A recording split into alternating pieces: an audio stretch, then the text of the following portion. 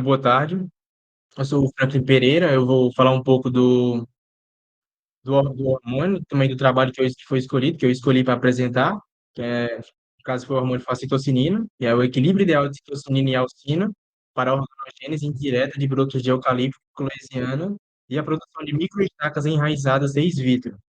A matéria é a fisiologia vegetal. Bom, aqui é a capa do artigo, primeira página, a capa do artigo, com os autores, o nome do artigo. Vou falar um pouco da introdução. Basicamente, a introdução ela começa falando da biotecnologia e o melhoramento genético florestal, que visa aumentar a produtividade e a qualidade de biomassa. E essa espécie de eucalipto ela tem um grande valor econômico, e também ela é usada na construção civil. E, obviamente, existem amplos desafios, que é a questão do seu ciclo vegetativo muito grande, e a necessidade de testes clonais. Continuando na introdução, tem o papel da transformação genética. Ela permite a inserção de características desejáveis, questão da resistência e da qualidade da madeira. E o limite atual, que é a ausência de protocolos eficientes de regeneração in vitro para algumas espécies, como a que vai ser usada aqui no trabalho, a Eucalyptus coleziana. E tem as técnicas de regeneração, no caso, a organogênese e a embriogênese somáticas, que são as mais utilizadas. Já foram aplicadas com sucesso em outras espécies de eucaliptos, porém nessa espécie aqui, a Eucalyptus cloesiana, ainda não havia sido testada. E tem os fatores chaves para o sucesso, que é o tipo de explante, no caso aqui vão ser, tem três ali, que é os cotilédones, os hipocótilos e os ápices, só que a gente só vai usar no trabalho as cotilédones e os hipocótilos. E também tem os reguladores de crescimento vegetal, que são os fito-hormônios, que no caso aqui as alcinas e as citocinas, que atuam na desdiferenciação e na regeneração celular. Só que nesse caso, a gente não vai usar em si o hormônio, mas sim meio que o sintético dele, um sintético, não o hormônio natural da planta, mas sim o hormônio sintético. No caso da alcina, vai ser o ácido naftaleno acético, e em questão da citocinina, que vai ser mais o foco, a questão do TDZ, que é o titidiazuron, e do ABA. E o principal objetivo do trabalho vai ser avaliar os efeitos reguladores de crescimento, o NAA, TDZ e o BAP, na indução de calos organogênicos e na regeneração in vitro de gemas adventícias em eucaliptus cloesiano, utilizando hipocótilos e folhas cotiledonares como os explantes, como eu tinha dito lá atrás. Os materiais médicos, bom, a origem do material biológico, bom, a espécie é o Eucalyptus cloesiana, que ela é lá da Austrália, a origem das sementes, árvores com 26 anos, provenientes de Gympie, Queensland, na Austrália, na população instalada no Departamento de Ciências Florestais Exalc, na USP, e o principal objetivo é o uso em experimentos de regeneração in vitro. A ideia de materiais médicos tem um percurso que a gente vai seguir. O primeiro passo vai ser a desinfecção e a germinação in vitro das sementes. Primeiro foi feita a imersão em água destilada por 12 horas. Depois aconteceu a lavagem em água corrente, em torno de 5 minutos. A desinfecção com etanol, 30 segundos, e hipoclórito de sódio, de 2 a 2,5 mais ou menos. E essa adição, esse, se eu não me engano, esse Twain, ele é um Twain 20, ele é um composto, e 15 minutos nele. Bom, em sequência vem a lavagem com água deionizada. Como não diz, essa água deionizada, ela perdeu os íons dela. E essa lavagem foi feita 6 vezes. E a germinação em meio MS. Esse meio MS é um meio de cultura. Eu vou falar de outro mais na frente também, que é mais focado no caso do eucalipto, que é uma planta lenhosa. Esse meio MS é o meio de Murahiste e Scoob, com 25 sementes por frasco. A indução de cultura organogênica in vitro. As mudas foram coletadas no dia 20, após a emergência da radícula. Os hipocóticos cresceram cerca de 5 centímetros e as folhas cotiledonares foram expandidas. O cultivo em frascos com meio ml foi pantonetato, no caso usou o pantonetato de cálcio, a biotina e o PVP, e a sacarose 30 gramas por litro, e H, que também é outro meio, 4 gramas por litro. Os reguladores testados foi o NAA, que é o ácido naftaleno acético, Tem duas proporções, no caso, essas proporções aí são cinco, eu vou mostrar mais na frente na tabelinha. E o TDZ, que é o tipo de diazuron, em um ambiente escuro, em torno de 25 graus Celsius. A indução de cultura organogênica in vitro, avaliações e análises. Avaliação visual após 30 dias. Foram avaliadas a calogênese, a oxidação e a risogênese. E a escala de intensidade foi baixa, moderada e alta. O delineamento experimental foi um fatorial triplo em DPC, fatorial 2 por 5 por 2, dois explantes, 5 concentrações e 2 reguladores. 5 repetições e 10 explantes por repetições. Bom, aqui está a tabelinha mostrando basicamente como tá desenhado o nosso esquema. São 10 tratamentos, 5 do ácido naftaleno acético e 5 também, 5 concentrações de cada, do ácido naftaleno acético e do diazuron. São as concentrações. Aqui nesse processo foi feita também a nova, tem o desenvolvimento de produtos adventistas em vitro, transferência para o meio MS, o carvão ativado, 2 miligramas, ou BAP, 2,22 ou 4,44 micrômetros, e o ácido acético de 0,0 ou 2,69 ou 5,37 micrômetros. Subcultivos a cada 30 dias, 2 ciclos. As avaliações foram avaliadas a frequência de regeneração e testes histológicos em questão da parede celular, do amido, das proteínas e dos polifenóis. O experimento foi, aqui no caso, já seguindo outro material, como estamos no materiais métodos, tem outro experimento dentro do experimento. O experimento foi delineado no fatorial casualizado bidirecional 2 por 4 com dois tipos de implantes, as folhas do hipocótilo e as folhas cotiledôneas, e 5 tratamentos com regulador de crescimento vegetal. Que é a multiplicação e o alongamento in vitro. Aí tem o WPM, se não me engano, é o Wood Plant Médico. E esse sim é um meio, é um meio de cultura que é usado mais na área florestal em questão de plantas lenhosas. Mas o PAP é 0,9 micrômetros e o ácido naftaleno acético a 0,05 micrômetros. E subcultivos mensais foram feitos, a avaliação foi feita em questão da taxa de multiplicação relativa de brotos. E o ex-vitro enraizado. Os brotos maiores, no caso, maiores que 1,5 centímetros, foram transferidos para bandejas com células de 12 centímetros cúbicos e mini incubadoras com alta umidade. Lá na frente eu vou mostrar uma imagem que vai detalhar todo esse passo a passo e vai ter imagem realmente da plantinha, né, saindo dessa mini incubadora. Após 30 dias, transferência para os tubéreos, fase de aclimatação em casa de vegetação e depois a céu aberto. Aconteceu também a irrigação e a adubação progressiva.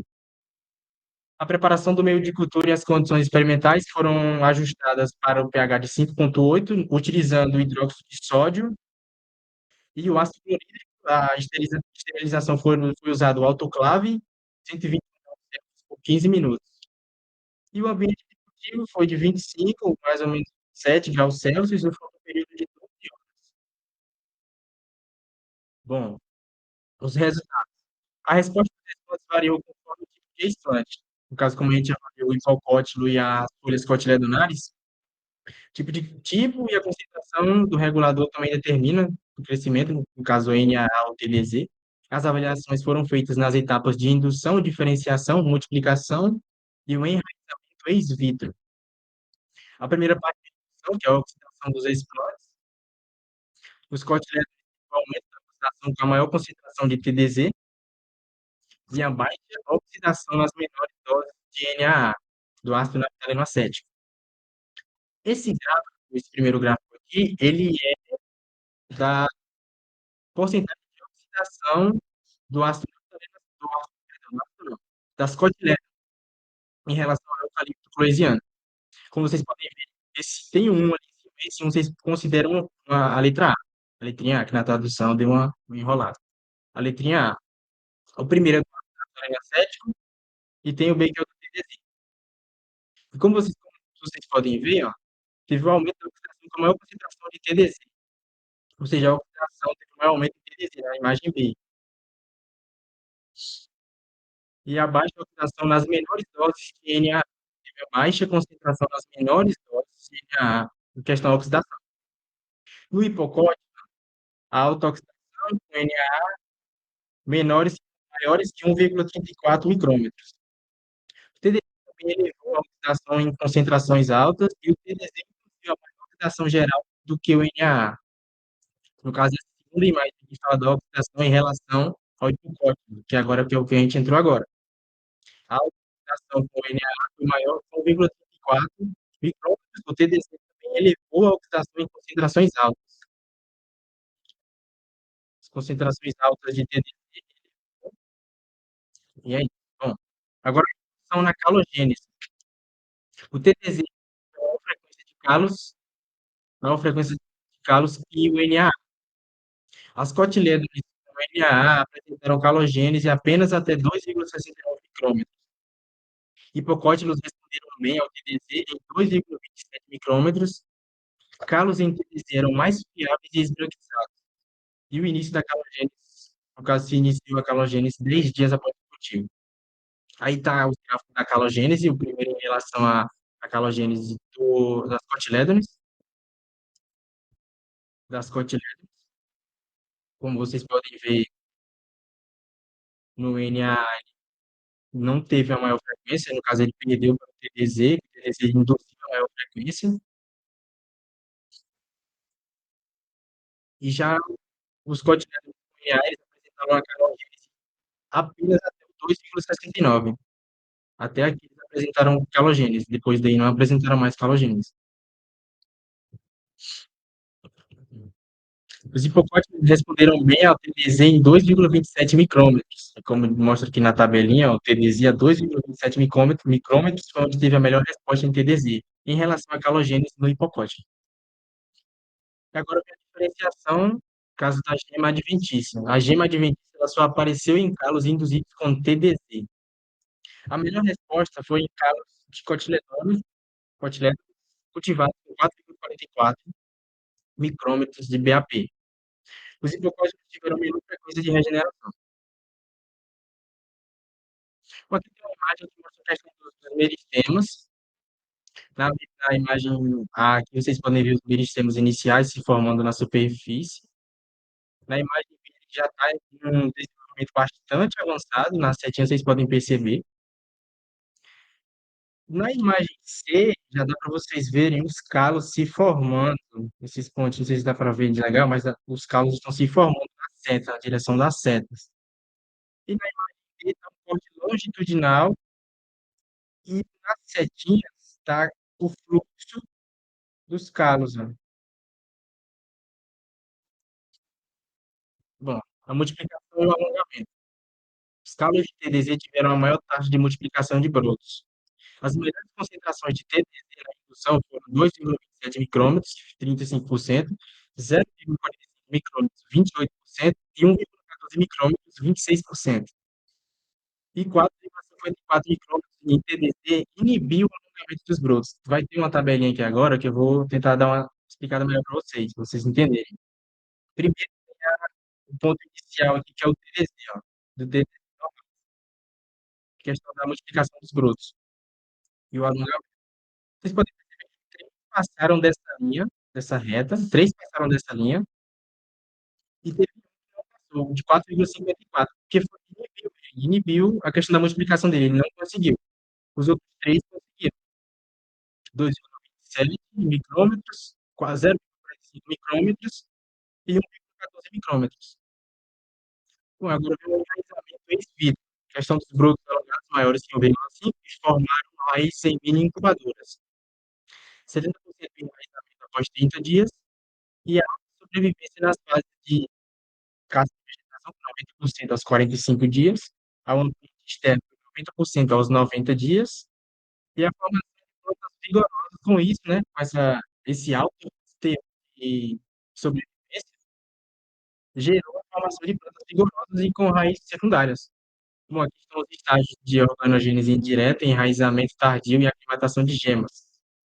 Na imagem A e B tem os hipocótilos e os cotilédones iniciais em indução inicial, e na imagem C tem, vocês podem perceber que antes eles eram amarelados e esbranquiçados.